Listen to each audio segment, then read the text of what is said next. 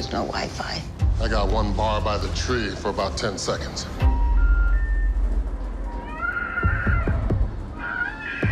Welcome to the Movie Summary channel. If you like the featured video, please watch it in the theaters near you, or buy or rent the original movie from the links provided in the description. Like and share the video as it will help us out, and comment on what movies you like to be featured next. Movie Summary does not condone piracy and follows and complies with the fair use law. Now, let's watch the featured video. Simply sit tight, relax, and enjoy the video. Be aware that there is heavy spoilers ahead.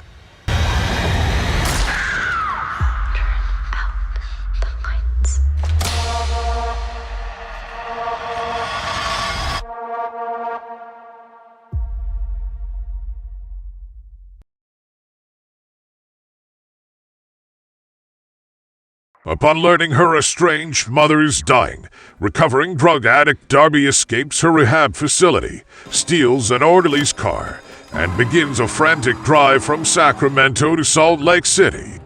When fierce snowfall closes the road, however, a highway patrol officer directs Darby to a remote visitor center to wait out the storm with stranded drivers Ash, Lars, former nurse Sandy Lowry, and Sandy's husband Ed, a retired Marine.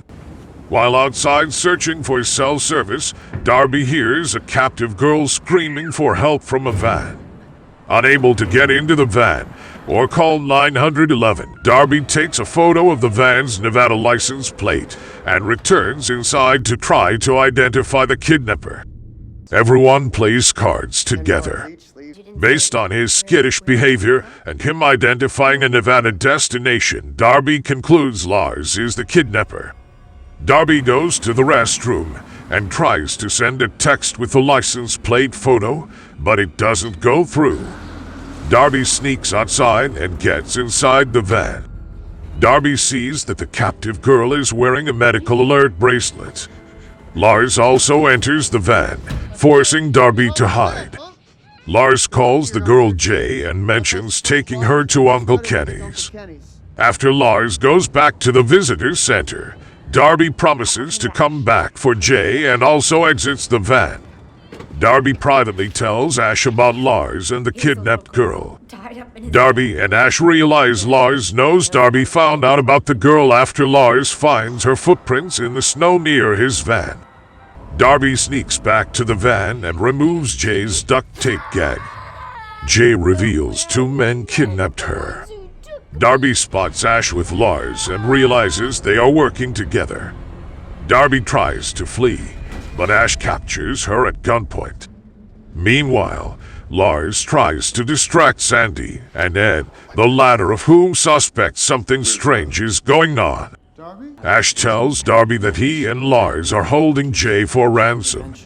Sandy interrupts their encounter, so Lars forces Darby to play it off as though they are being romantically intimate. Everyone reconvenes at the card table. Ash, Lars, and Darby all notice Jay escaping the van outside. Darby lures Ash into a restroom where she tries to attack him, but Ash subdues her. Lars interrupts, allowing Darby a moment to steal their keys. Ash forces Darby to help look for Jay in the woods. Darby learns Ash is actually helping Uncle Kenny traffic children, although Lars naively believes they are helping Jay find a better home. Ash fires his gun when Darby falls down an embankment and slips away. The gunshot draws Ed's attention.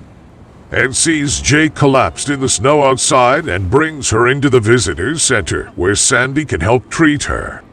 Darby returns to the building and tells Ed and Sandy what Ash and Lars are really up to.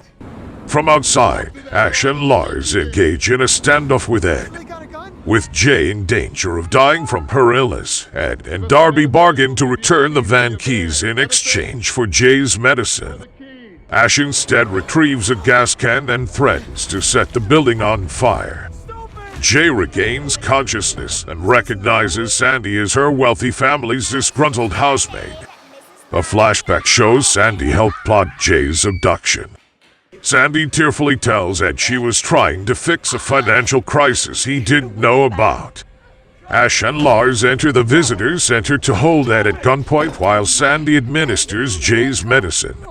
Sandy tries to explain Jay's abduction as a simple ransom, and she is stunned when Darby reveals Ash is actually involved in child trafficking. Ash shoots Ed and Sandy. He then uses a nail gun to pin Darby's wrist to a wall. Having stolen her phone, Ash taunts Darby by showing her text confirming her mother's death. However, Ash also discovers Darby's distress text finally went through. Ash threatens to shoot Jay with the nail gun unless Darby reveals where the van keys are. Darby confesses the keys are stashed in a restroom. Ash tasks Lars with holding the two girls at gunpoint while he retrieves the keys. Darby has Jay turn off the lights to distract Lars. After snorting cocaine to get through the pain, Darby uses a claw hammer to pry herself free from the wall. Darby then wrestles the gun away from Lars. Ash re-enters to find Darby holding Lars hostage. Ash fires his nail gun, but inadvertently shoots Lars in his head. While Ash watches Lars die, Darby escapes to her car with Jay. Darby tries to drive away, but Ash shoots out a tire with the nail gun, which causes Darby to crash. Ash sets the visitor center on fire. A police officer arrives at the scene. Darby fires a bullet at Ash, so the cop fires a bullet into Darby.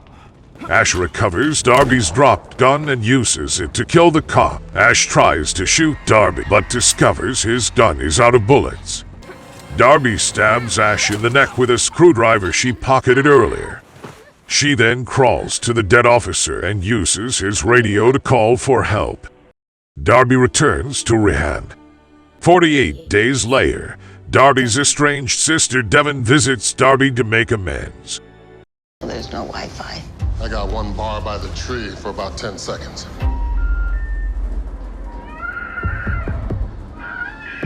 Thank you for watching our featured video here in Movie Summary. I hope you have enjoyed watching our videos. Please like and share this video on your social media and subscribe to our channel to help us grow. Comment down below on what movies you like to be featured next, and click the notification bell so that you will be notified every time we post new videos. Bye for now, and see you in the next upload of our next videos.